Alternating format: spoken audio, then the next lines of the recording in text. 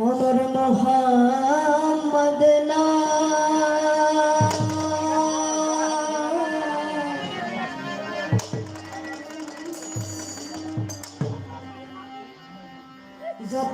যতই জ্যোতি